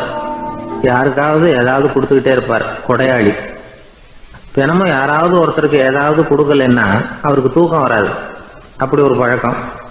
அது மட்டும் இல்லை, அவர் கொடுக்கறது அடுத்தவங்களுக்கு தெரியாது, அவ்வளவு ரகசியமா அதை கொடுப்பார். வலது கை கொடுக்கறது இடது கைக்கு தெரியக்கூடாதுன்னு சொல்லுவாங்கல்ல, அது மாதிரி அவர். ஒரு நாள் ராத்திரி அவர் ஏற்கனவே தயாராக கட்டி வச்சிருந்த பணம் முடிச்ச கையில் எடுத்துக்கிட்டு வீட்டை விட்டு வெளியில் வந்தார். தெருவில் இறங்கி நடந்தார். இன்னைக்கு யாருக்கு தர்மம் செய்யறது அப்படின்னு யோசனை பண்ணிட்டு இருட்டில் நடந்து வந்துகிட்டு இருக்கிறார். யாரோ ஒருத்தர் எதிரில் வர்றது மாதிரி தெரிஞ்சுது. உடனே அவர் கிட்ட போனார். தன்கிட்ட இருந்த பணம் முடிச்சு அவசரமாக அவர் கையில் திணிச்சுட்டு திரும்பி வந்துட்டார். அப்பாடா, ஒரு வழியாக யாருக்கும் தெரியாமல் இன்னைக்கு தர்மம் பண்ணியாச்சு அப்படிங்கிற மகிழ்ச்சி, மன நிறைவு அவர் முகத்தில். நிம்மதியாக தூங்கினார். அப்புறம் எழுந்திரிச்சார். மறுநாள் காலையில் ஊரு பூரா ஒரே பேச்சு. என்ன பேச்சுன்னா, நேற்று ராத்திரி ஒரு திருடன் கையில் யாரோ பணத்தை கொடுத்துட்டு போயிருக்கிறாங்க அப்படின்னு எல்லாரும் பேசிக்கிட்டு இருக்கிறாங்க. இதை கேள்விப்பட்டதும் அந்த பெரியவருக்கு ரொம்ப வருத்தமாக போச்சு. அடடா, போயும் ஒரு திருடனுக்காக உதவி பண்ணியிருக்கிறோம், பிரயோஜனம் இல்லாமல் போட்டுதே அப்படின்னு நினைச்சார். சரி, இன்னைக்கும் யாருக்காவது உதவி பண்ணணும் அப்படின்னு முடிவு பண்ணினார். ராத்திரி நேரம் வந்தது. இவர் வழக்கம் போல தெருவில் இறங்கி நடந்தார். கையில் பணம் முடிச்சு. எதிரில் ஒரு பெண் உருவம் மங்கலா தெரிஞ்சது. இவர் உடனே அந்த பெண் கிட்ட பணத்தை கொடுத்துட்டு திருப்தியா திரும்பி வந்துட்டார். மறுநாள் காலையில ஊர் பூரா என்ன பேசிக்கிட்டாங்க தெரியுமா? நேற்று ராத்திரி நெறி தவறி நடக்கிற ஒரு பெண்ணின் கையில யாரோ பணத்தை வச்சுட்டு போயிருக்கிறாங்க அப்படின்னு எல்லாரும் பேசிக்கிறாங்க. அடடா, இன்னைக்கும் தவறுதலா நடந்து போச்சு அப்படின்னு ஒரு வருத்தப்பட்டார். இருக்கட்டும், இன்னைக்கும் ஏதாவது தர்மம் பண்ணுவோம் அப்படின்னு நினைச்சுக்கிட்டாரு. 3வது நாள் ராத்திரியும் புறப்பட்டார். இப்பவும் எதிரில் ஒருத்தர் வந்தார். இவர் பணத்தை கொடுத்தார், திரும்பி வந்துட்டார். மறுநாள் மக்கள் என்ன பேசிக்கிட்டாங்கன்னா, நேற்று ராத்திரி ஒரு செல்வந்தர் கையில் யாரோ பணத்தை கொடுத்துட்டு போயிருக்கிறாங்க அப்படின்னு பேசிக்கிட்டாங்களாம். அவருக்கு ரொம்ப வருத்தமாக போட்டுது. என்ன இது தினம் இப்படி ஆகிட்டு இருக்குதே அப்படின்னு நினச்சிக்கிட்டே படுத்து தூங்கினார். அன்னைக்கு ராத்திரி ஒரு கனவு. அந்த கனவுல இறைவன் வந்து சொன்னாராம், இதை பாருப்பா, நீ கொடுத்த தர்மம் வீணா போயிடல. உன்கிட்ட பணம் வாங்கின அந்த திருடன் திருந்திட்டான், அந்த பொண்ணும் திருந்திட்டா, அந்த செல்வந்தனும் கொடையாளி ஆயிட்டான், எல்லாருக்கும் உதவி பண்ண ஆரம்பிச்சுட்டான் அப்படின்னு சொன்னாராம். இந்த கதையை சொன்னவர் யாருன்னா நபிகள் நாயகம். இதுல உள்ள கருத்து என்னன்னா, நல்ல மனசோட தர்மம் பண்ணுனா அது வீணா போறதில்லை. இன்னொரு கருத்து, தர்மம் வந்து தன்னை மட்டுமல்ல அடுத்தவங்களையும் தீமையிலிருந்து காப்பாற்றும். இதுதான் நாம புரிஞ்சுக்க வேண்டியது. இந்த காலத்திலயும் இது மாதிரி சில சம்பவங்கள் நடக்கிறது உண்டு. ஒரு பெரியவர் இருட்டில் நடந்து வந்துகிட்டு இருந்தாரு. எதிரில் வந்த ஒருத்தன் வலுக்கட்டாயமா ஒரு கையை பிடிச்சி ஒரு பண முடிப்பை கொடுத்து வச்சுக்க சொல்லிவிட்டு விலகி போயிட்டான். பெரியவருக்கு ஆச்சரியம், இந்த காலத்திலயும் இப்படி வலது கை கொடுக்கறது இடது கைக்கு தெரியக்கூடாதுன்னு நினைக்கிற கொடையாளிகள் உண்டு போல இருக்கு அப்படின்னு யோசனை பண்ணிக்கிட்டே நடந்தார். கொஞ்ச தூரம் போயிருப்பாரு. அதுக்குள்ள அதே ஆள் திரும்பி வந்தான். கொடுத்த பண முடிப்பை திருப்பி கொடுங்க அப்படின்னு கேட்டு வாங்கிட்டான். இவருக்கு ஒன்றும் புரியல. ஏன் இப்படி பண்றேன்னார். அது ஒன்றும் இல்லைங்க, கொஞ்ச நேரம் இதை உங்ககிட்ட கொடுத்து வச்சிருந்தேன், அவ்வளவுதான் அப்படின்னா. ஏன்னு கேட்டார். என்னை பின்னாடி போலீஸ் தேடிக்கிட்டு வந்துகிட்டு இருக்குது, அதுதான் அப்படி பண்ணேன், இப்போ போயிட்டுது, இனிமே ஒன்றும் பயம் இல்லை அப்படின்னு சொல்லிவிட்டு அவன் பாட்டுக்கு நடந்து போறான்.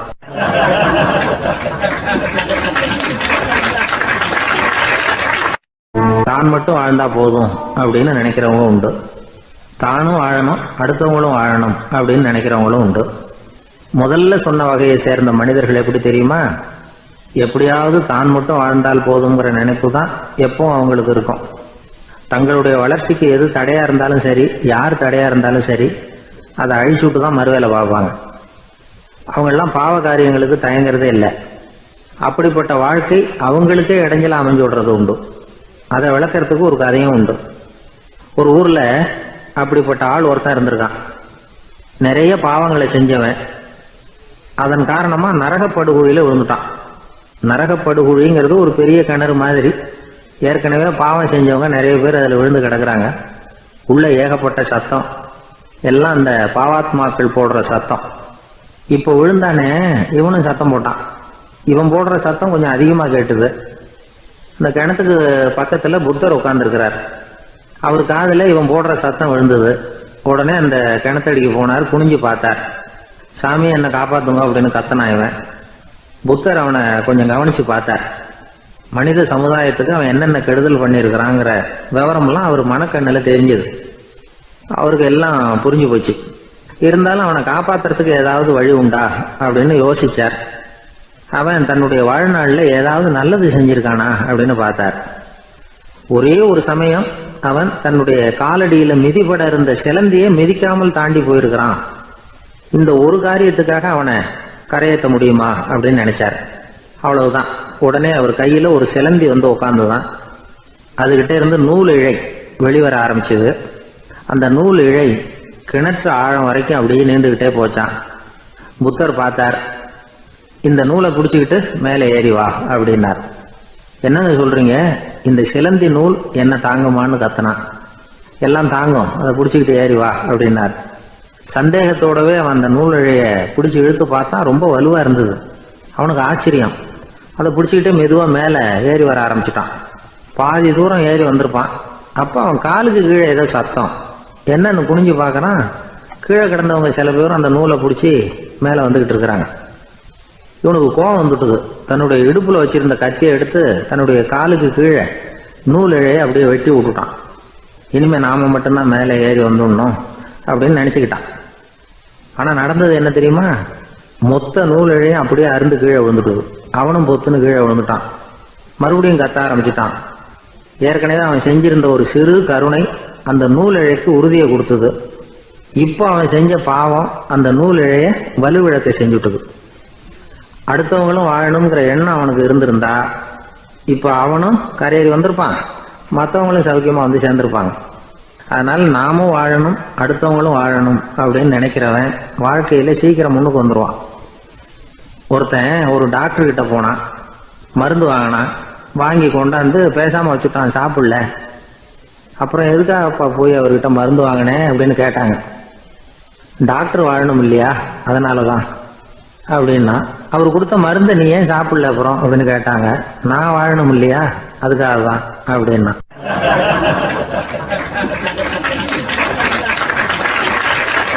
அவர் ஒரு பெரிய குடும்பத்துல பிறந்தவர். இருக்கிற சொத்துக்கள் எல்லாத்தையும் வாரி வழங்கி விட்டு காட்டுக்கு புறப்பட்டார் தவம் செய்யறதுக்காக. இருந்தது ஊராவும் கொடுத்துட்டார். இனிமே எதுவுமே இல்லை கொடுக்கறதுக்கு. அப்போ கடைசியா ஒருத்தன் வந்து கையை நீட்டினானா, ஐயா ஏதாவது கொடுங்கன்னு இருக்கான். அவர் பார்த்தார். கட்டியிருக்கிற வேட்டியை தவிர வேற எதுவுமே இல்லை. 8 முழம் பட்டு வேட்டி, ஜரிகை கரையோடு இருக்குது. கடைசியா அதை தான் எடுத்துக்கிட்டு அவர் புறப்பட்டுருக்கார். அவர் பார்த்தார். எதிரில் அவன் பரிதாபமா நின்றுட்டு இருக்கிறான். அந்த 8 முழ வேட்டியை 2ஆ கிழிச்சார். 4 முழத்தை அவங்ககிட்ட கொடுத்தாரு. மீதி 4 முழத்தை தன்னுடைய இடுப்புல கட்டிட்டு அவர் காட்டுக்கு போயிட்டார். இவன் என்ன பண்ணான் தெரியுமா?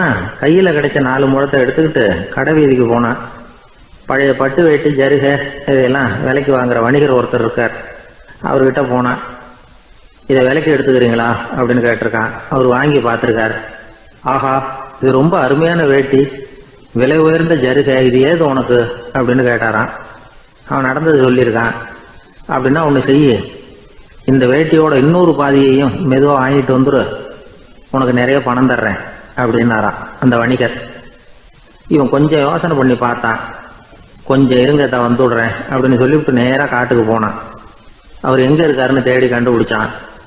அவர் ஒரு இடத்துல தவக்கோலத்தில் இருக்கிறார். கட்டியிருந்த இடவேட்டியும் அவர் அறியாமல் நழுவி கீழே விழுந்து கிடக்குது. இவனுக்கு ரொம்ப வசதியாக போச்சு. அவரை கேட்க வேண்டிய அவசியமே இல்லை. மெதுவாக சத்தம் போடாமல் அடி மேலே அடி வச்சு நெருங்கினான். அவர் கண்ணை மூடிக்கிட்டு அவர் பாட்டு நின்றுட்டு இருக்கிறார். இவன் மெதுவாக போய் கீழே கிடந்த அந்த துணியை எடுத்துக்கிட்டு சத்தம் போடாமல் திரும்பி நடந்தான். ஒரு 2-3 அடி எடுத்து வச்சிருப்பான். அப்படி ஓட ஆரம்பிக்கிற சமயத்தில் அவன் காலில் கீழே கிடந்த முள்ளு ஒன்று நறுக்குன்னு தச்சு விட்டுது. வலி தாங்க முடியாமல் அம்மான்னு கத்திருக்கான். இந்த சத்தத்தினால கண்ணை மூடி நின்றுகிட்டு இருந்த அவரோட தவம் கலைஞ்சது. மெல்ல கண்ணை திறந்து பார்க்குறார். தன் இடையில இருந்த வேட்டி அவன் கையில் இருக்கு. இப்போ அவர் நினைக்கிறார், என்ன நினைக்கிறாருன்னா, இந்த வேட்டி மீது நான் வைத்த ஆசையல்லவா அவனை திருடனாக ஆக்கி விட்டது அப்படின்னு நினைச்சாராம். இந்த வேட்டி மேல நாம வச்ச ஆசை அவனை திருடும்படி ஆக்கிவிட்டதே அப்படின்னு நினைச்சாராம். இது எப்பேற்பட்ட மனநிலை அப்படிங்கிறத கொஞ்சம் யோசனை பண்ணி பாருங்க. தான் ஒரு பொருள் மேல வச்ச பற்று இன்னொரு மனிதன் திருடனாக ஆகிறதுக்கு காரணம் ஆயிட்டுதேன்னு நினைக்கிறார். அப்படி நினைச்ச அந்த பெரியவர் யார் தெரியுமா? அவர் தான் மகாவீரர். இழந்துட்டேங்கிறியே, நீ என்னத்தை கொண்டுகிட்டு வந்த எங்க இழந்துடுறதுக்கு? நீ என்னத்தை உண்டாக்குன இது அழிஞ்சுட்டுதுன்னு சொல்றதுக்கு? இதுதான் அவருடைய சிந்தனை. இன்றைக்கு நம்ம சிந்தனையெல்லாம் வேற மாதிரி இருக்குது. ஒருத்தன் நடுத்தருவில் உட்காந்து அழுதுகிட்டு இருந்தான். அந்த வழியா வந்தவர் ஒருத்தர், ஏன்பா அழறேன்னு கேட்டாராம். 5 ரூபா சார், இந்த இடத்துல விழுந்துட்டுது, ரொம்ப நேரமா தேடுறேன், கிடைக்காது போல இருக்கு அப்படின்னு சொல்லிவிட்டு அழறான். எப்போ தொலைஞ்சதுன்னு கேட்டாராம் அவரு. அது எனக்கு தெரியாது சார், பணத்தை தொலைச்சவன் தேடி பார்த்துட்டு போயிட்டான், நான் அவனுக்கு பின்னாடி தேட வந்தவன் அப்படின்னு நானா இவன்.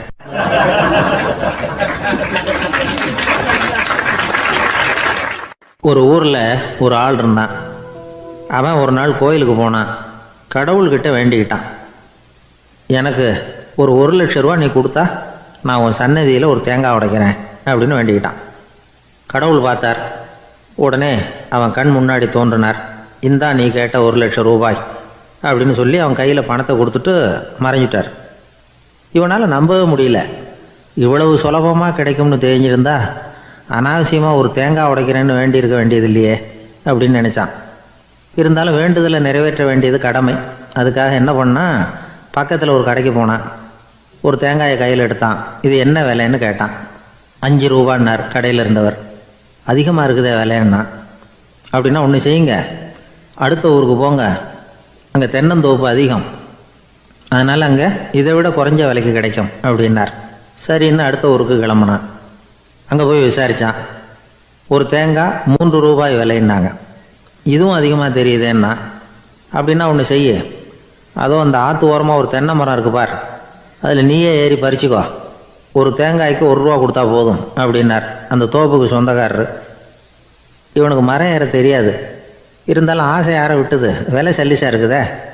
ஆற்று ஓரம் போனால் தட்டு தடுமாறி அந்த மரத்தில் ஏறினா அந்த தென்னை மரம் வளைஞ்சி ஆற்று பக்கம் போய் அப்புறம் நிமிர்ந்து இருந்தது. அதாவது மரத்தின் உச்சி சரியாக ஆற்றுக்கு நடுவில் இருந்தது. ஆற்றுல வெள்ளம் கரை புரண்டு ஓடிக்கிட்டு இருக்கு. இவன் கடவுள் கொடுத்த 1,00,000 ரூபாயை மடியில் வச்சு இறுக்கி கட்டிக்கிட்டான். உச்சிக்கு போய் காய் பறிக்கிற சமயத்தில் காற்று மழையும் பலமாக கலந்து அடிக்க ஆரம்பிச்சுட்டுது. கால் வழுக்கி விட்டுட்டுது.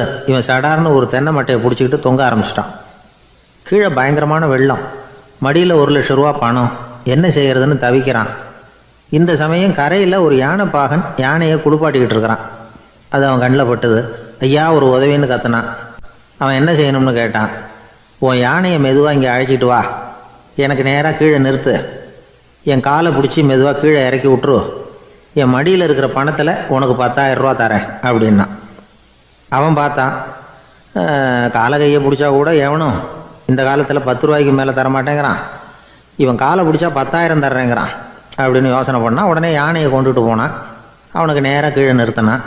அவன் காலை பிடிச்சான். அவ்வளவுதான். அந்த நேரம் பார்த்து யானை மெதுவாக நடந்து அப்பால் போட்டுது. இப்போ யானைப்பாகன் அவன் காலை கெட்டியாக பிடிச்சிக்கிட்டு தொங்குறான். பரிதாபமாக மேலே பார்க்குறான். அவன் மட்டையை பிடிச்சிக்கிட்டு தொங்குறான். இப்போ யானைப்பாகன் சொல்கிறான், தம்பி மட்டையை விட்டுறாத, கெட்டியாக பிடிச்சிக்கோ, நான் உனக்கு 10,000 ரூபா தரேன், இதோ மடியில் தான் வச்சுருக்கேன்னா. மேலே தொங்குறவனுக்கு இந்த நிலைமையிலேயும் ஒரு சந்தோஷம், மேற்கொண்டு ஒரு 10,000 ரூபா நமக்கு கிடைக்கும் போல இருக்கே அப்படின்னு. இந்த சமயத்தில் ஒருத்தன் ஒட்டகத்தை ஓட்டிகிட்டு வந்தான் அந்த பக்கமாக குளிப்பாட்டுறதுக்கு. யானைப்பாகன் பார்த்துட்டான். ஐயா ஒட்டகக்காரரே, அதை இங்கே கொண்டுட்டு வா, எங்கள் காலை பிடிச்சி பத்திரமா இறக்கி விடு, நாங்கள் பணம் கொடுக்குறோம்னா. அவனும் பணத்துக்கு ஆசைப்பட்டு வந்தான்.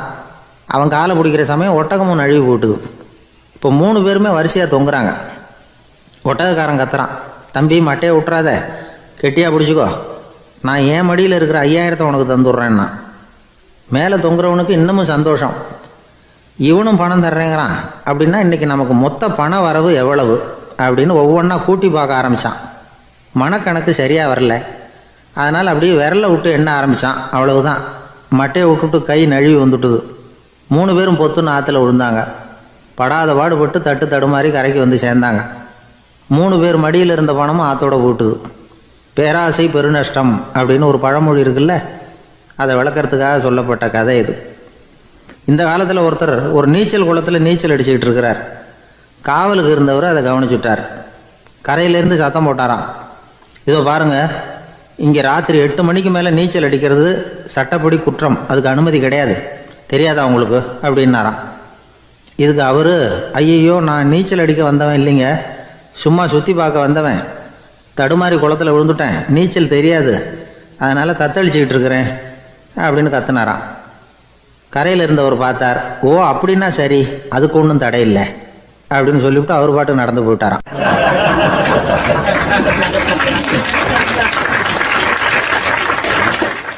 நம்மள மாதிரி ஒரு ஆசாமி அவன் நம்மள மாதிரியே கற்பனை பண்ணான். அதாவது நாம தான் இந்த உலகத்துல ரொம்பவும் கஷ்டப்படுறோம், மற்றவங்க எல்லாம் சந்தோஷமா இருக்கிறாங்க அப்படின்னு அவன் நினைச்சுக்கிட்டான். அவன் ஒரு நாள் கடவுளை வேண்டிக்கிட்டானா, சுவாமி, இந்த உலகத்துல எவ்வளவோ பேர் இருக்கிறாங்க, ஒவ்வொருத்தருக்கும் ஒவ்வொரு விதமான கஷ்டம் இருக்கலாம், ஒத்துக்கிறேன், இருந்தாலும் எனக்கு அது கொஞ்சம் அதிகமா இருக்கிறது மாதிரி தெரியுது, அதனால நீங்க எனக்காக ஒரு சின்ன உதவி செஞ்சா போதும். அது வேற ஒண்ணும் இல்லை, என்கிட்ட இருக்கிற துயரங்களை இன்னொருத்தர் யாருகிட்டயாவது கொடுத்துருங்க, அவர்கிட்ட இருக்கிற துயரங்களை என்கிட்ட மாத்தி கொடுத்துருங்க, ஒரு மியூச்சுவல் டிரான்ஸ்பர், அவ்வளவுதான், அப்படி பண்ணிவிட்டா போதும் அப்படின்னு வேண்டிக்கிட்டானா. அன்னைக்கு ராத்திரியே அவன் ஒரு கனவு கண்டிருக்கான். வானத்திலிருந்து ஒரு குரல் கேட்டிருக்கு. அது என்ன சொல்லிச்சு தெரியுமா? ஏ ஜனங்களே, எல்லாரும் அவங்கவுங்க கஷ்டங்களை ஒரு பையில போட்டு எடுத்துக்குங்க, அப்படி எடுத்துக்கிட்டு நேரா இந்த ஊர் எல்லையில இருக்கிற கோயிலுக்கு வந்து சேருங்க அப்படின்னு அந்த குரல். ஆஹா, கடவுள் நம்ம பிரார்த்தனைக்கு செவி சாய்ச்சுட்டார் அப்படின்னு சந்தோஷப்பட்டான் இவன். உடனே என்ன பண்ணா, தன்கிட்ட இருந்த கஷ்டத்தையெல்லாம் ஒரு சாக்கு பையில போட்டு எடுத்துக்கிட்டான். வீட்டை விட்டு வெளியில வந்தான். தெருவில் இறங்கி நடக்கிறான். அங்க பார்த்தா ஏகப்பட்ட பேர் ஆளுக்கு ஒரு பைய தூக்கிக்கிட்டு கோயிலுக்கு போயிட்டு இருக்கிறாங்க. சில பேர் மூட்டையா கட்டி தலையில சுமந்துக்கிட்டு போயிட்டு இருக்கிறாங்க. இவன் பார்த்தான். இவனுக்கு ரொம்ப ஆச்சரியமா இருந்தது. ஏன்னா எல்லாரும் வச்சிருக்கிற பைய இவன் பைய விட பெருசா இருந்தது. இவன் பை தான் இருக்கிறதுலயே கொஞ்சம் சின்னதா தெரிஞ்சது. இப்ப அவன் மறுபடியும் சாமியை வேண்டிக்கிட்டான், கடவுளே, இப்ப உள்ள சூழ்நிலையை கவனிச்சா என்கிட்ட இருக்கிற பைய பரவாயில்லன்னு தோணுது, அதனால வேற பைய எதையும் மாத்த வேணாம், இதுவே பரவாயில்ல, இந்த பையோட திரும்பி வீட்டுக்கு போனா போதும்னு நினைக்கிறேன் அப்படின்னு ஏதோ நினைக்க ஆரம்பிச்சுட்டான் அவன். எல்லாரும் கோயிலுக்கு போய் சேர்ந்தாங்க.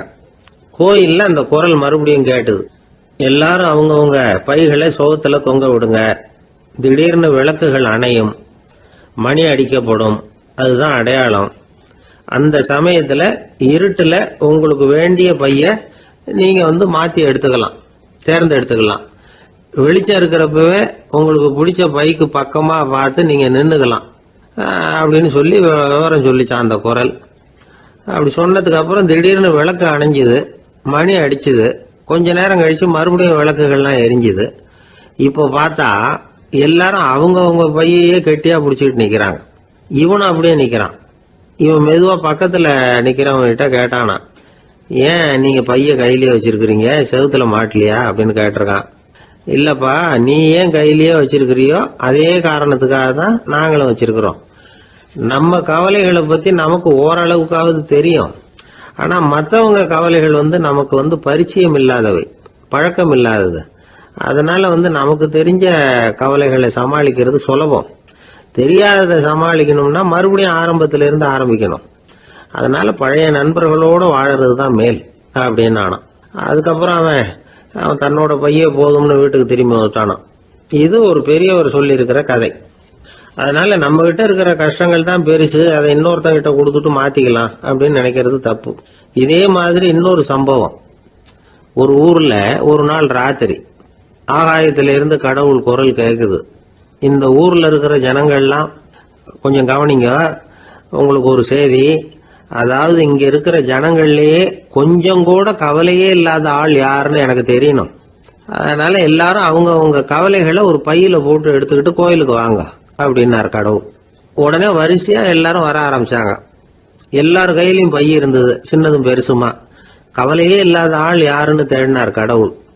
ஒரே ஒரு ஆள் மட்டும் கையில எதுவும் இல்லாம வெறும் கையை வீசிக்கிட்டு ரொம்ப ஜாலியா நடந்து வந்துகிட்டு இருந்தான். கடவுள் அவங்ககிட்ட போனார். ஏப்பா, உனக்கு கவலையே இல்லையா அப்படின்னு கேட்டார். எனக்கும் சில கவலைகள்லாம் உண்டு அப்படின்னானா அவன். எங்க அதெல்லாம்னு கேட்டிருக்காரு கடவுள். பின்னாடி லாரியில வந்துகிட்டு இருக்கு அப்படின்னானா அவன்.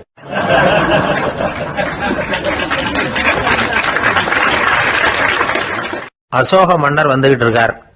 அவருடைய ஆலோசகர்கள் எல்லாம் பக்கத்துல வந்துகிட்டு இருக்கிறாங்க. அந்த சமயத்துல எதிரில் ஒரு புத்த பிக்ஷு வர்றார். அசோகர் பார்க்கிறார்.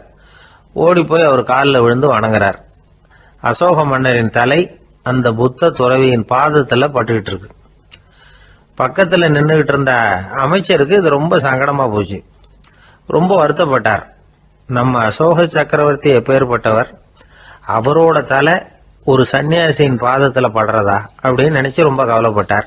அரண்மனைக்கு திரும்பினதும் அமைச்சர் மெதுவா ஆரம்பிச்சார். அரசே, எனக்கு ரொம்ப வருத்தமா இருக்குது அப்படின்னார். எதுக்குன்னார் மன்னர். அசோக சக்கரவர்த்தியின் தலை, அதாவது அந்த சிரம், ரொம்ப மதிப்புமிக்க ஒன்று. அது ஒரு சன்னியாசியின் காலில் படலாமா அப்படின்னார். அசோகர் பதில் சொல்லல, சிரிச்சார், போயிட்டார்.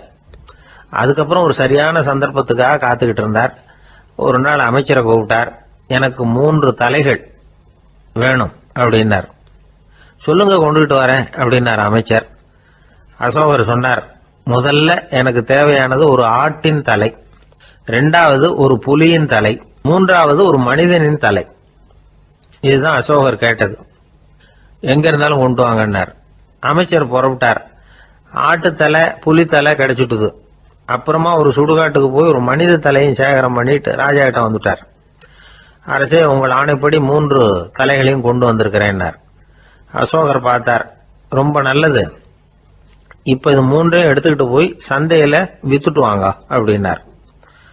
அமைச்சர் அதுகளை எடுத்துக்கிட்டு சந்தைக்கு போனார். முதல்ல ஆட்டுத்தலை நல்ல விலைக்கு வித்து போச்சு. நல்ல விலை கொடுத்து வாங்கிட்டு போட்டாங்க. அடுத்தபடியா புலி தலைய ஒருத்தர் வாங்கிட்டார். அதை பாடம் பண்ணி வீட்டில் மாட்டி வைக்கலாமே அப்படின்னு நினைச்சு அதையும் வாங்கிட்டு போட்டார். மனித தலையை மட்டும் வாங்கறதுக்கு யாரும் முன் வரல. எல்லாரும் அதை பார்த்துட்டு விலைக்கு போக ஆரம்பிச்சாங்க. அமைச்சர் திரும்பி வந்தார். அரசே, இந்த தலையை மட்டும் யாரும் வாங்க மாட்டேங்கிறாங்க அப்படின்னார். சரி, பரவாயில்ல, இதை இலவசமாவே எனாமாவே யாருக்கிட்டையாவது கொடுத்துட்டு வந்துருங்க அப்படின்னார்.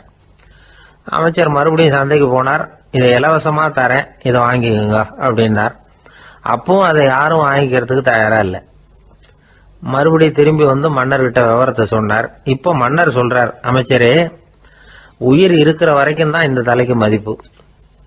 ஜீவன் போனதுக்கு அப்புறம் அதோட மதிப்பும் போயிடுது. அதனால மதிப்பு இருக்கும் பொழுதே பெரியவர்கள் பாதம் பணிந்து அந்த புனிதத்தை பெற்றுக்கொள்ளணும் அப்படின்னார். பணிவுங்கிறது வேற, அடிமைத்தனம்ங்கிறது வேற. பெரியவர்களை பணிவது நமக்கு பெருமை தரக்கூடிய விஷயம். இதை மனசுல வச்சுக்கிட்டு எப்போ காலில் விழணும், எப்போ காலில் விழக்கூடாது அப்படிங்கிறத முடிவு பண்ணிக்கணும். ஒரு சாதாரண ஆள் நடந்து வந்துகிட்டு இருந்தார். எதிரில் வந்த ஒரு பெரிய மனுஷன் ஓடி போய் அவர் காலில் விழுந்து தன்னுடைய தலையை அவர் பாதத்தில் கொண்டு போய் வச்சார். கொஞ்ச நேரம் கழிச்சு எழுந்திரிச்சு வந்துட்டார். வந்த பிறகு இவரை கேட்டேன், ஏன் திடீர்னு ஓடி போய் அந்த ஆளு காலில் விழுந்தீங்க அப்படின்னு. அவர் போட்டிருக்கிறது என்னோட காணாம போன செருப்பான்னு கண்டுபிடிக்கிறதுக்காக அப்படி விழுந்தேன் அப்படின்னார்.